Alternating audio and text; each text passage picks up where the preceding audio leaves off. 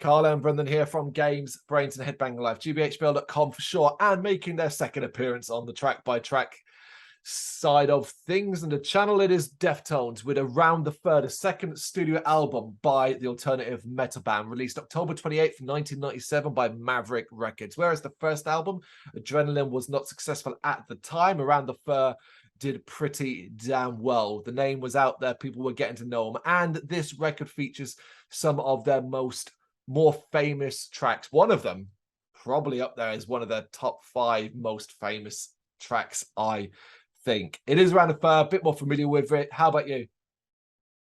I'm definitely more familiar with it. I didn't realize how less familiar I was. I think if like you'd said to me like without having listened to it again, like, oh, do you know this album well, I would have been like, yeah, I know this album well. I think having really listened to it now, obviously for this, I probably knew 3 songs from it. Yeah, 3. It's maybe 4 or 5 for me, but yeah, it's not like a full album thing. God, no, there's a couple of tracks in there I don't know if I've ever heard in my life before. Okay, as per usual, we're going to talk you through it. Kicking off with that track that I referenced, I think is probably in the top 5 most famous Deftones songs. It is My Own Summer, in brackets, Shove It. An overplayed song to a degree, although it's been a while since I've heard it. I do think this song is very, very cool. And what a way to open up your new album. It's a real statement of a track. That opening riff, the intensity of that chorus, the drawling vocals, the back and forth pacing. Like I said, it's a bit overplayed, but I do still enjoy it.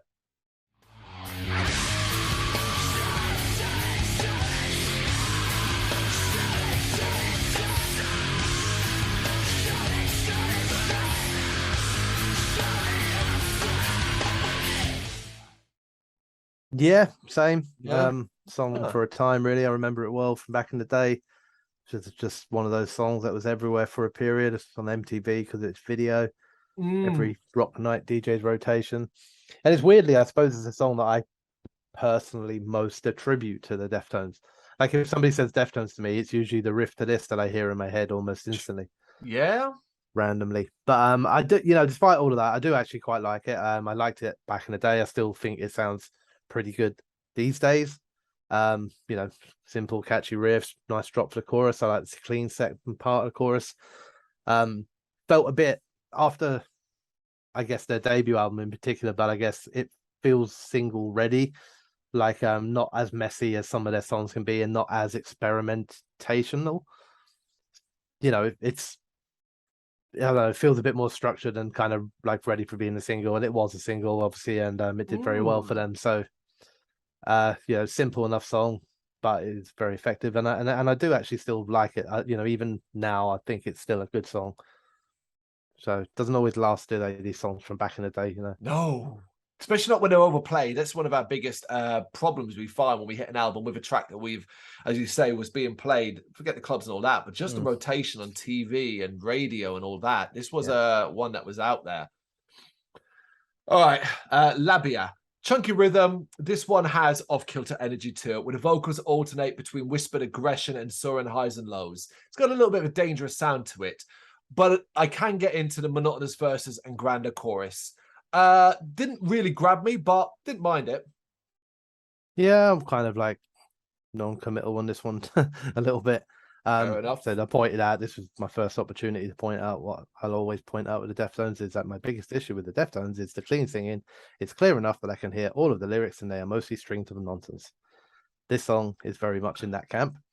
But I do like the drums in particular here. I think the drums are great. The riff is pretty cool, and it all comes together nicely for a decent chorus. So overall, I don't hate it. I just think lyrically it's dumb, but it's an okay song. Okay, that's really interesting. I want to see to think about the vocals on the next one. It is Mascara. This has a dour, bassy sound to it, even when it kicks the heaviness up a notch. It's caused as much by the vocals that really croon, is the word I would use here. The Deftones sound is much moodier, and this leaves me feeling as though I'm wallowing in gloom. Well, I quite like the bassy, deeper rhythm. I think it's a nice pace change. Builds up to a chorus that I even quite like the singing on. So I don't mind the singing, the kind of crooning stuff on here. I think he actually sounds all right. Again, I know I'm not going to do this for every single song, but I think this is the last one I did it on. I still have serious doubts about whether there is deeper meaning to these lyrics or if they are just Right. thrown together and we think we find meaning. Like we're so cool and like druid-like that we're like, oh my God, we understand what he's saying, when really he was just probably out of his fucking face writing down random words on the back of a notebook. But possibly. Yeah. It's not a song I Allegedly. think I would go back to a lot again, but as a one-off, different pace on the album, I think it's all right. It's not bad. Yeah.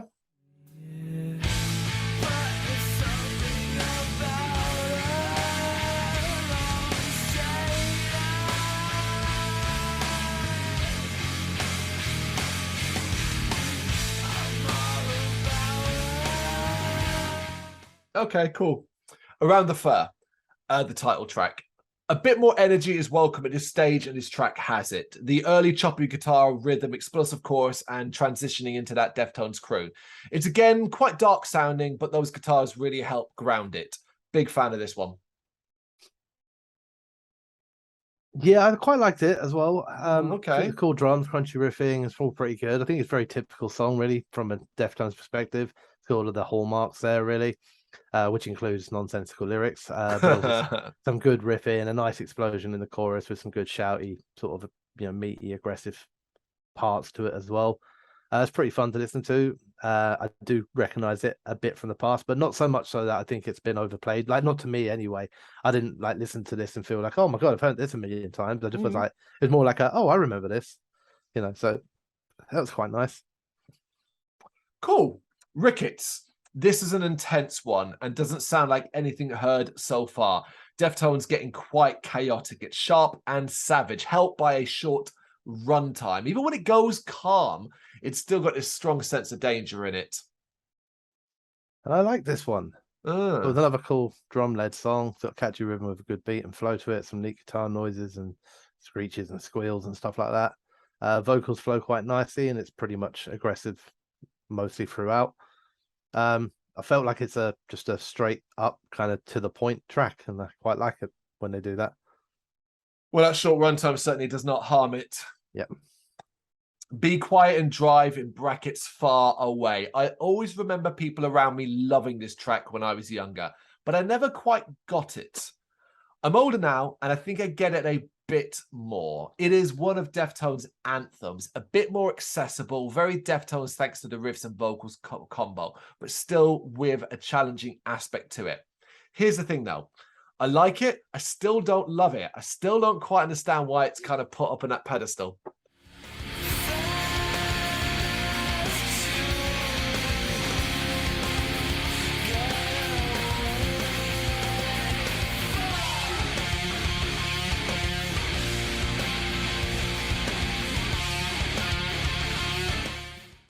Ah, I don't know if my pedestal's probably not quite as high as other people's pedestal, but on Maybe. my little tiny Deftones pedestal, I do normally put this track on it. Okay, all right. So yeah, it is a track I know very well. I've always liked it. I've always felt it was one of their strongest songs. I think the guitar riff is what makes the song. It's really very, very cool. It's got a strong chorus, but it's just a good song with a nice balance of instrumentation and vocals, all built off of that single solid riff that just runs throughout the whole track. So for me, this is a great Deftones song. Okie dokie. Fair dues, fair dues. It is one of the most famous again. Lotion. This is one of the more nu metal sounding tracks on the album, I think. The cacophony of instruments and the way in which the vocals are spoken, screamed, and sung makes for a disconcerting listen. Overall, though, I can take or leave this one. It went by. Another song I don't mind, actually. I thought it was quite good. I like the angst in it. I think the verses are banging, aggressive, crunchy, good rhythms. Chorus is decent. I really like the back and forth in the vocals, between the clean and harsh, and that kind of shouted "I feel sick" sections are really, really cool as well. So yeah, I quite like it. Okay, you're taking more of this album than I did. I am at the moment. Okay, then. Die the Flu. Love that initial bass drum. It vibrates. Then it really kicks in, and this is a bit of a mucky sounding headbanger with these eclectic moments of clean. I find this track one of the most captivating on the album. So this is what I kind of put down as my typical experience with Deftones, this song, which is like so many elements in it that I enjoy with just enough elements in there to just ruin it for me. Right. You know, so I think there's some cool in terms of the style of the album and the fact that we've had a few in a row that are quite angsty. I think there's a good switch up to that kind of bassier tone and gentler drums in the intro, which is only for a short period, and then it kind of kicks in. But it still stays quite mid tempo. And then it goes for the now it's Brrraains Day. Here comes Chino with fucking whiny voice time. They haven't done that one too much on the album. It's like, oh god, here we go. So still got moments I like even while he's singing. Like there's a nice kind of bass line that runs in the background. It jumps back into the chorus every now and then. I like the chorus, but the whining vocals that then keep coming back just really mess it up with me. So a track that I enjoy at points, but I just think the vocals ruin it, which is a strange position to be in with a song for a guy that we know is a great vocalist. Yeah, that's a consistent thing. I think it's such an important aspect to highlight here, particularly this is our second goal with the Deftones in these track by tracks, that we both recognize, and I think we both agree, that Chino has an incredible vocal style that has so many different variations on what he can do, but not all of it always works.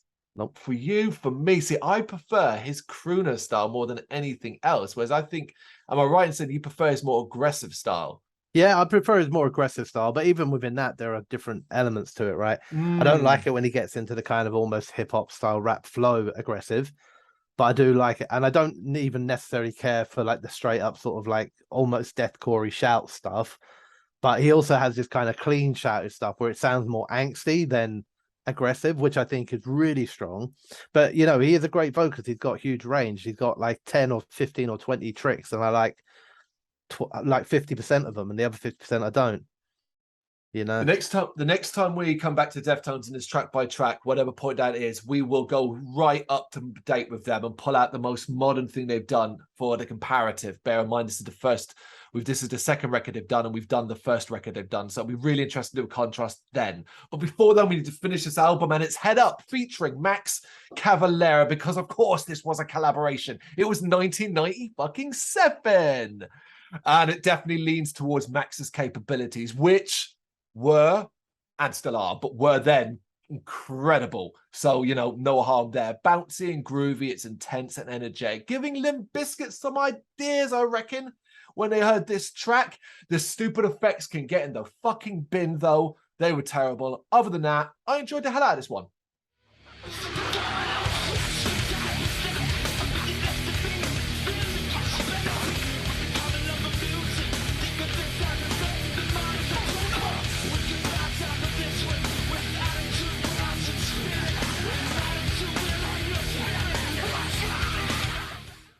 yeah, so did I. I did enjoy it, right?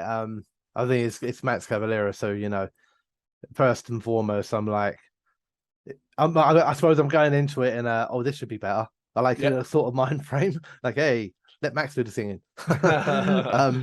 You know, it's got what I would expect from a Max Cavalera influence song, in that I feel like it's not that it's necessarily heavier, but it's got like a kind of a Max Cavalera sort of tempo to it. You know, groove. It's got that groove in it. It's got a really nice bouncy rhythm at times. I found it hilarious that it essentially became an advertising campaign for Soulfly, as he keeps shouting Soulfly, and it even made me look it up. And Soulfly formed in 1997. So Max came onto this album to do a collaboration and then consistently shouted out the name of the new band he was just forming. Yeah, because we're 1 year out, maybe not exactly 1 year, maybe less than a year from Under the Pale Grey Sky, the Brixton show, and the finale of Sepultura. So yeah, absolutely, yeah. But yeah, so Soulfly actually formed around this time, but I thought that's quite cool. But like, it was cool that Max on there. I think the influence is strong. I do feel like there are times when I, you know, like almost I don't know, it's a Deftones song. You have to kind of be fair, but like, you know, it's like, oh, just like shut up, Chino. Why is Max just doing backing vocals? Come on, get him more, give him more. But you know, so overall, I thought it was a really good song. I just don't really feel that it is the same style of song as anything else the Deftones do. So I feel like it's a very heavily influenced Max Cavalera song. Probably the sort of thing that would be best consigned to a hidden track. But okay, yeah, we've got plenty of hidden tracks to cover on this, because we are at the finale, but it is not a finale as per usual for the 90s. This is MX, and it's nothing too out there with this one. An all right Deftones song at best, but knowing and looking and seeing that it's not an ending that I can enjoy, even if it was just a better Deftones song, because I already looked at it and went, oh, bollocks, there are going to be 2 hidden tracks as part of this one. I'll get to them after Brennan's given his opinion in MX, but because of that really coloured this as a finale. I was like, well, what's the fucking point of me getting invested in this as a closer when I know I've got to find and wait and listen to these other 2? Yeah, absolutely. It comes up with 37 minutes long, I think it was, for the track length. The song itself, MX, I quite enjoyed for at parts. Again, it had one thing in it that I didn't like. I did like the slow tempo, the dark, broody feel to it. Nice instrumentation when it kicks in. I really did not enjoy the back and forth with the female vocalist. I found, for me, that this is something I've heard a lot, right? But it normally comes up in hip hop and rap. So stuff I've even heard this on stuff like a Twisted song, you know, where it's like his wife on an answering machine or something like that, and she was like, what did you do? And then he's rapping his next bit, and why did you do it? And he's rapping, and I felt it was really oddly placed in here because that's not something I've normally come across in any form of rock or metal, to be honest with you. So I guess from an idea perspective, go them, that's creative, but I don't like it. Musically though, I do like it. I think it's a good song musically with just some weird like ideas that are just a bit too weird for me. Fair enough. And as you said already, I'll go into it now. MX itself ends at 4 minutes and 52 seconds on CD and digital editions of the album. So if you are checking out digital, you'll find this. It is followed by 2 hidden tracks that are separated between 27 minutes and 21 seconds of silence. Oh my God. My God. So I'm just going to throw out my opinion on both of them with the timestamps as well, and then you can follow up as well. So we got Bong Hit, and this begins following 14 minutes and 40 seconds of silence. He's got to scrub your way to there. And what a stupid waste of everyone's fucking time. You must have thought you were so clever and so funny. Idiotic, hated it. And then you get Damone. This begins after an additional 12 minutes and 41 seconds of silence. And here, do you want more Deftones? Because this is what you get. Nothing wrong with this. If it had been an actual track in the finale at the actual end, I'd been more than happy with it. But the work I've gone through to get to this, I just wanted to shut the album off. I really did. So yeah, I find this incredibly frustrating and an example of some of the worst hidden track ideas we've done to date. Yeah, I concur. Pretty much it. I mean, Bong Hit is exactly what it says, you know, and it's fucking stupid. And I literally wrote almost not word for word, but the exact meaning as you did for Damone. You know, at first I was like, at least it's a song, but then as I listened to it, I was like, well, it's just any other Deftones song. It's got moments I like, it's got moments I'm not sure about. I don't really understand why it's a hidden track. It's just another track, right? And yeah, so exactly what you took out of them as well. I took the same. It was a waste of my time. Why they don't just put, if they're gonna just do another standard song, why not just put it on that album? Yeah. I don't. What was wrong with all of us back in that era? We were listening to music. Why did we? I can't remember ever clamoring for hidden tracks. Like, why did it become such a thing? That like it probably was part of the album, but then like in production meetings and that, they were like, oh, we've got to give them a hidden track. Like, let's put that one there or something. Like, why were they pushing this thing? I don't think we cared. Because there's no way these hidden tracks existed on vinyl editions. Now, obviously, maybe it was to do with the push and the drive of CDs, and maybe they were kind of like, you know, because CDs were maybe, but even still, like, I find this such baffling set of decisions. And it's, you know, considering we just gone through it, Head Up, MX, Bong Hit, Damone. What a weird fucking end to this album. Yep. All right, let's find 3 tracks that we would recommend. You can go first. All right. So Head Up, Lotion, and Be Quiet and Dry, Far Away. Oh my God, we're completely opposite. Oh my God. Yeah, completely different ones. My Own Summer Shove It is one of mine. I've got Around the Fur, the title track as well. And my third choice is Die the Flu. That's my 3. Basically, take your pick. 6 good choices there. Should be noted we both chose one of the more Deftones popular hits, My Own Summer, and of course, Be Quiet and Drive. So if you don't know those tracks, if by chance you've missed them in your life, they're probably ones to check out, I think. But you'll probably already be familiar with them.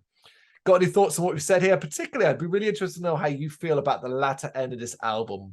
MX Bong here and Damone. You know what to do. Let us know in the comments. Thank you very much for watching. If you liked what you saw, please help us out by giving us a thumbs up and hitting that subscribe button. If you really liked what you saw, consider donating to keep the website and channel running by buying us a coffee via our coffee page or picking up some merch from our Big Cartel store. You can check us out on gbhbl.com as well as via our social media, Facebook, Instagram and Twitter, as well as listen to our interviews via SoundCloud, Apple Music and Spotify. Just search for GBHBL. Games, horror and heavy metal. What else is life for?